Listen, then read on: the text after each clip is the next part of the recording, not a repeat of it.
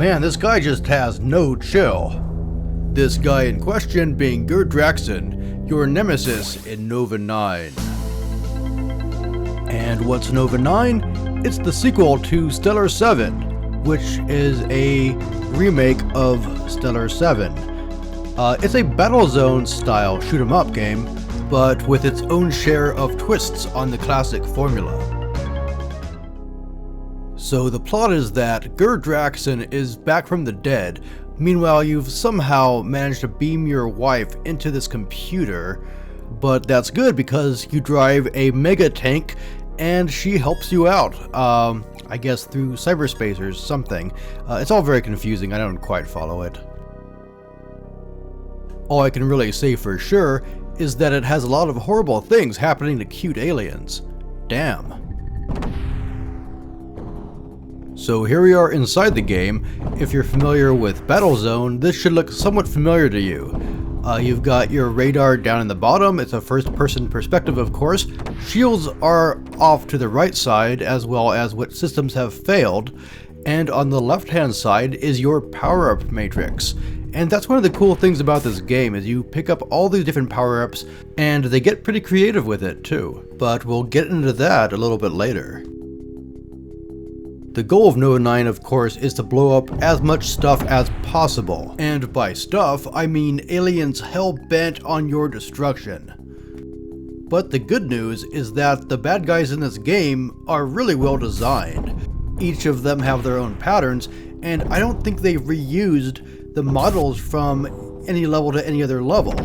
So even though some of the AI routines are reused, the actual 3D models change every stage, which is really cool. You know, not that many games really do that, so it's really nice to see that kind of care taken with the game.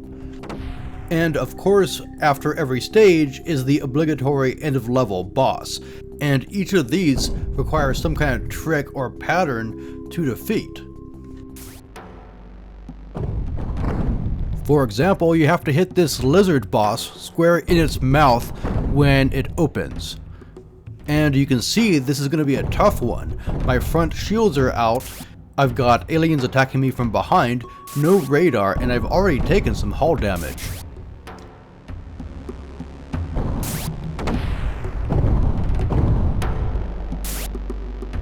After each stage is a warp, which takes you to the next planet in the solar system. And yes, each time the warp is accompanied by a lot of fanfare. Occasionally, you get warps back to your home base, and these appear as purple warps. Back at home, you can get repairs and additions to your craft. Some of the plot also unfolds each time you go home as well. One touch that I thought was pretty cute is that your mechanic, Sparky, only bolts on additions to your craft after he has fixed all the damage you've caused. So if you have a lot of damage you've racked up, don't expect him to have time to upgrade all your cannons and add cool stuff like this rearview mirror I'm using. And speaking of power-ups, the power-ups in Nova 9 are quite cool and varied. For example, here's a spread shot I picked up, and you can also get speed power-ups, rotational power-ups, exploding shots, curving shots that home in on enemies both on the ground and above, and as you go through the game, you'll find new power-ups that don't appear on the earlier levels.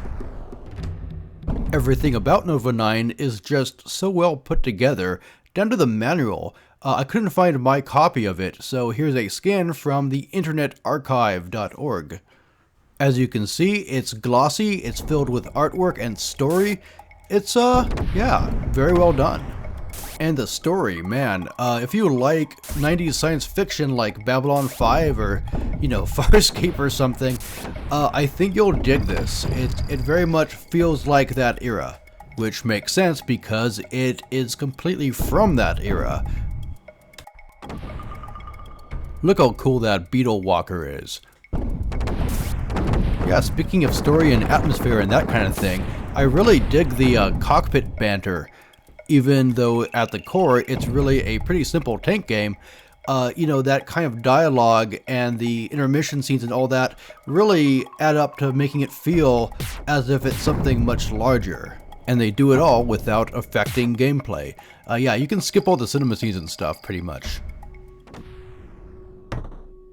One thing I also dug about the game design is that the levels are not just simple arenas. For example, scattered around are force fields and switches. Sometimes switches, deactivate a force field or activate a laser barrier or, something like that.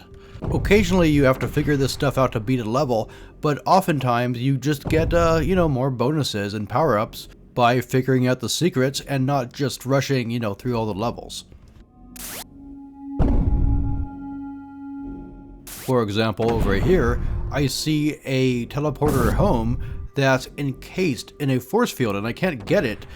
And I don't think I figured this particular one out, and as you can see, I could really use it. My tank is just about toast. And yeah, that alarm is never a good sign.